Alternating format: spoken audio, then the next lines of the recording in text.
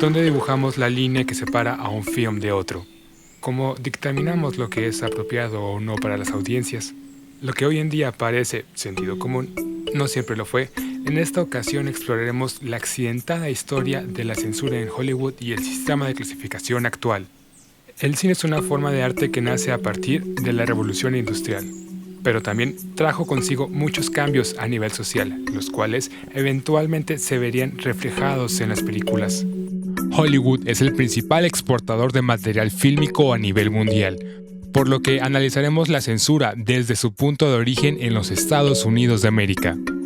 En marzo de 1987, la pelea del siglo ocurrió entre James Corbett y Bob Fitzsimmons. Dicha pelea fue capturada sobre más de 3.000 metros de celuloide, convirtiéndose en la película más larga e importante hasta esa fecha. Aunque existían leyes en contra de las peleas de boxeo premiadas, técnicamente no existían leyes en contra de las películas sobre dichas peleas. Pero la fiebre del boxeo ya se había desatado, por lo que la mayoría de estas leyes habían sido ya olvidadas o descartadas.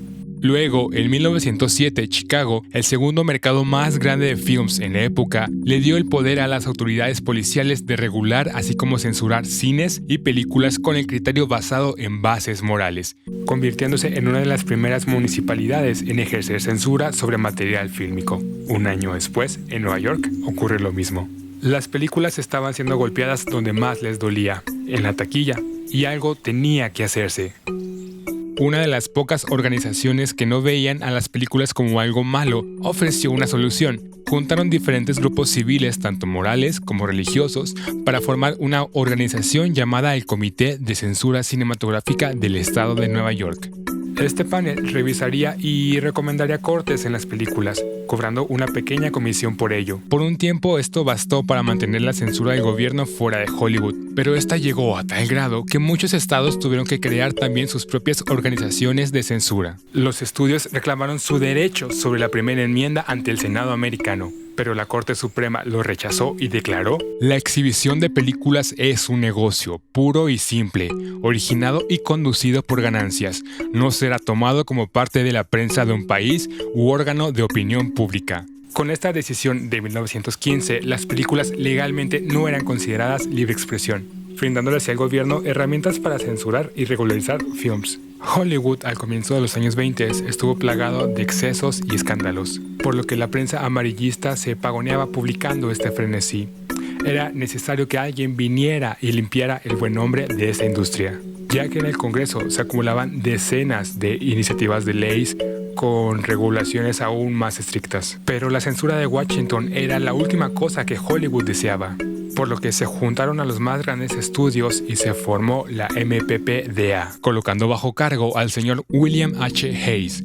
La única función de él era la de liberar tensión entre Hollywood y el gobierno. En 1927, Hayes crea una lista de temas prohibidos y a tratar con cuidado, basándose en temas que eran recurrentemente censurados a través del país. Sin embargo, esta lista no tuvo el impacto que se esperaba y no fue muy bien recibida por directores, por lo que dentro de Hollywood la tensión continuó. Pero ahora había un nuevo elemento tecnológico que continuaría todo: el sonido. El sonido de las películas atrajo nuevas audiencias, incluyendo niños pequeños. Pero con esto también trajo una nueva ola de realismo y violencia que causó de nuevo revuelo en un público ya conservador. Por lo que en 1934, el grupo de curas romano-católicos de América organizaron la Legión de Decencia. Y con el apoyo de otras organizaciones religiosas comenzaron a boicotear films que consideraban inaceptables. Esto eventualmente fue la gota que derramó el vaso. La oficina del señor Hayes autorizó la creación de la Administración del Código de Producción, o la PCA. La MPPDA acordó el distribuir solo películas que contuvieran el sello de aprobación de la PCA y los estudios voluntariamente daban autorización a esta administración para censurar y editar escenas que consideraban obscenas. Las regulaciones eran sumamente estrictas en cuanto a violencia, romance y conductas morales. Pero, ¿por qué los estudios accedieron a tales medidas tan draconianas de censura? Bueno, existen algunas razones. La primera era la de mantener la intervención del gobierno lejos al imponer autocensura. el mantener buenas relaciones con los grupos religiosos y por último, en cierta manera servía como un molde o guía para escritores. Las historias solo se podían mover en una dirección, el amor terminaba en matrimonio y el crimen en castigo.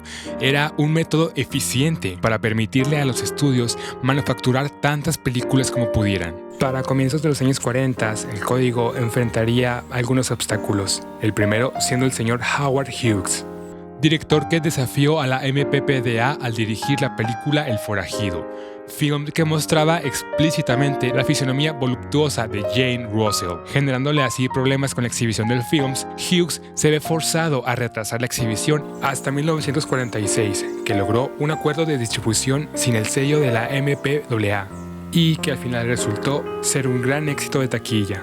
El poder del código comenzó a caer en los años 50. Debido a nuevas regulaciones y leyes, los cines eran ahora libres de exhibir las películas que desearan, por lo que de vez en cuando mostraban películas extranjeras que no contuvieran el sello de aprobación, por lo que el Senado eventualmente revirtió su declaración respecto a la libertad de expresión y declaró que la expresión por medios cinematográficos está incluida en la libertad de expresión y libertad de prensa garantizadas por la primera y 14ª enmienda. Y con esto, la amenaza de la intervención del gobierno en Hollywood se había ido. En los años siguientes, más y más películas comenzaban a romper estigmas del pasado al tocarse temas cada vez más adultos como la seducción, drogas, violencia, mostrando así que temas tabúes podían generar grandes éxitos en taquilla.